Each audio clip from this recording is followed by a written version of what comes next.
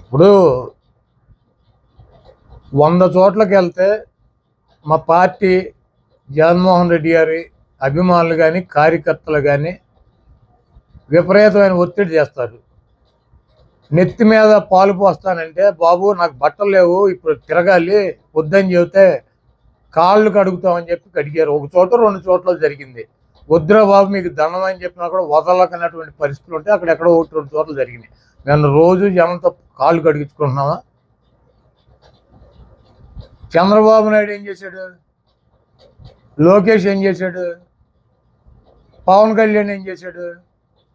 వీళ్ళ డప్పులు వీళ్ళే పెట్టుకుని, వీళ్ళ తమ్ముళ్ళని వీళ్ళే పోగేసుకుని, వీళ్ళ దండలు వీళ్ళే తెచ్చుకుని, మరి ఇవన్నీ ఏంటి?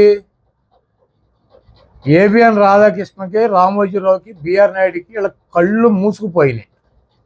చంద్రబాబుని ఎట్టగొట్టి ఆ సీట్లో కూర్చోపెట్టి ఈ రాష్ట్ర ఖజానాన్ని వాళ్ళ ముగ్గురు దోసుకోవాలన్నటువంటి ప్రయత్నం జరుగుతుంది. ఇది ఒక సబ్జెక్టా?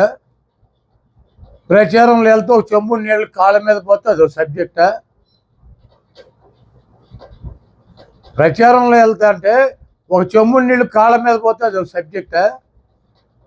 ఈ పనికిరానటువంటి వెధవలకి, ఈ పనికిరానటువంటి తెలుగుదేశం పార్టీకి ఇక్కడ నన్ను పీకటాకి ఏమీ లేక ఫాల్స్ న్యూస్, నన్ను ఎవడో ఏదో అన్నాడని. ఈరోజు నేను 2,05,000 మందికి ప్రాతినిధ్యం వహిస్తున్నాను 20 సంవత్సరాల నుంచి. ఈ గుడివాడలో అనేక సమస్యలు ఉన్నాయి.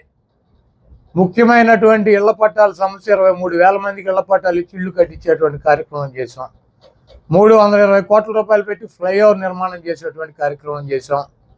దాదాపు 1,200 కోట్ల రూపాయలతో ఇళ్ల కార్యక్రమాలు, ఇళ్ళు నిర్మించే కార్యక్రమం చేసాం. అదేవిధంగా మంచినీటి అవసరాల కోసం 200 కోట్ల రూపాయలు ఖర్చు పెట్టాం. రోడ్లు వేయడానికి 200 కోట్ల రూపాయలు ఖర్చు పెట్టాం. ఎన్ని చేసినా కూడా డ్రైన్లనో రోడ్లనో సమస్యలు ఉంటానే ఉంటాయి. వాటిని అడుగుతూ ఉంటారు ప్రజలు, మాకు ఈ సమస్య ఉంది, ఇది క్లియర్ చేయలేదు అని. మేము చెప్పుకుంటాం, మా ప్రయారిటీలు ఇవి. మీకు డీబీటీ స్కీమ్ కింద 2,200 కోట్ల రూపాయలు ఈ గుడివాడ నియోజక ప్రజలకు ఇచ్చారు. 2,000 కోట్ల రూపాయల అభివృద్ధి కార్యక్రమాలు ఇచ్చారు. ఇంకా చేయాల్సినవి ఉన్నాయి, ఇవన్నీ చేసాము. మాకు ఇంకో అవకాశం ఇస్తే ఇవన్నీ కూడా చేస్తామని చెబుతాం.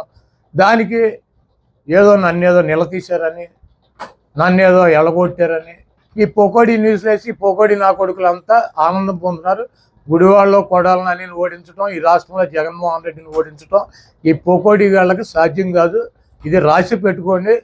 జూలై 4వ తారీఖు మళ్ళీ మాట్లాడదాం.